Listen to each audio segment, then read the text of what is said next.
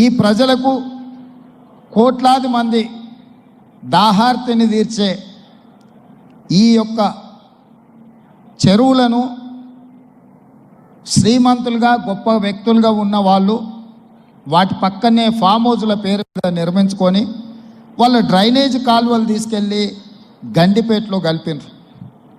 నేను ఇక్కడ వేదిక మీద ఉన్న పెద్దలతో పాటు ఇక్కడ వచ్చిన భక్తులను నేను ఒకటే మాట అడగదలుచుకున్నా. ఇవాళ వాళ్ళ విలాసవంతమైన జీవితం కోసం నిర్మించుకున్న ఫామ్ హౌజ్ల నుంచి వచ్చే డ్రైనేజ్ గండిపేటలో హిమాయత్ సాగర్ తాగునీటిలో కలిపితే ఆ నీళ్లు హైదరాబాదు నగరానికి తాగడానికి సరఫరా చేస్తుంటే వాళ్ళు నిర్మించిన అక్రమ నిర్మాణాలను వదిలేస్తే ఇక నేను ప్రజాప్రతినిధిగా విఫలమైనట్ట కాదా మీరు ఒక్కసారి ఆలోచన చేయండి. అందుకే ఒత్తిడి వచ్చినా మిత్రులకు ఫామ్ హౌజులు ఉన్నా ఏవి వదలకుండా హైడ్రా అనే ఒక సంస్థను ఏర్పాటు చేసి తెలియకుంటేనే ప్రజాప్రతినిధులం కొన్ని మన దినచర్యల్లో భాగంగా కొన్ని తప్పిదాలు చేస్తుంటాం. తప్పులు తెలవకుంటేనే కొన్ని తప్పులు జరిగిపోతుంటాయి. మరి ఆ ఖాతాను సవరించుకోవడానికి ఆ బ్యాలెన్స్ షీట్ను సవరించుకోవడానికి తెలిసి కొన్ని మంచి పనులు చేయాలని నేను ప్రగాఢంగా విశ్వసిస్తున్నా, నమ్ముతున్నా.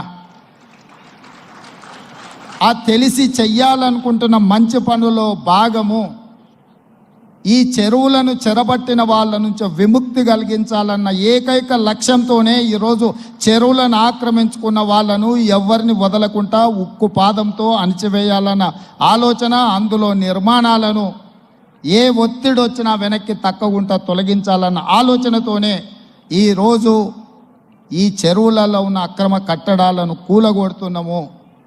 దీనికి స్ఫూర్తి భగవద్గీత అనే కురుక్షేత్ర యుద్ధ సందర్భంలో అర్జునుడు ఆయుధాలను కింద పడేసి రాజ్యం కోసం భీష్మ పితామహుడు, అదేవిధంగా కర్ణుడు, దుర్యోధనుడు, దుశ్శాసనుడు, నా సహోదరులందరూ ఆ పక్కన నించుంటే రాజ్యం కోసం వాళ్ళందరినీ సంహరించడం, వాళ్ళని సంహరించి రాజ్యాన్ని సాధించుకోవడం ద్వారా ఏమి ఉంటుంది, ఏం మనశ్శాంతి వస్తుంది అని చెప్పి అర్జునుడు యుద్ధతంత్రం నుంచి తప్పుకుంటా అన్నప్పుడు శ్రీకృష్ణ భగవానుడు బోధించిందే భగవద్గీత.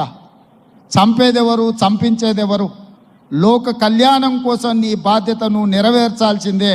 ధర్మం బ్రతకాలి, అధర్మం ఓడాలి అంటే నువ్వు యుద్ధం చెయ్యాల్సిందే అనే యుద్ధ నీతిని ఆ రోజు అర్జునుడికి బోధించింది శ్రీకృష్ణ భగవానుడు.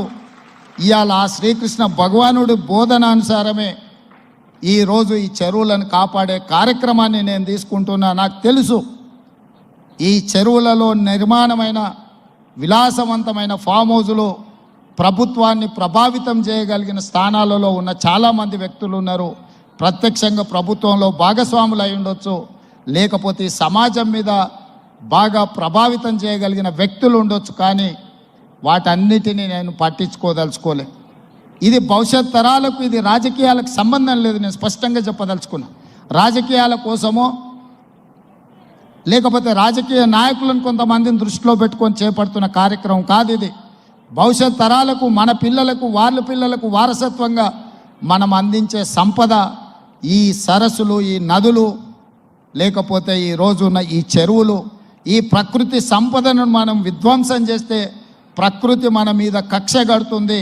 ప్రకృతి మన మీద ప్రకోపిస్తే మనం చెన్నైలో చూసినాం, అదేవిధంగా ఉత్తరాఖండ్లో చూసినాం, నిన్నగాక మొన్న వాయనాడు మనం కేరళలో చూసినాం.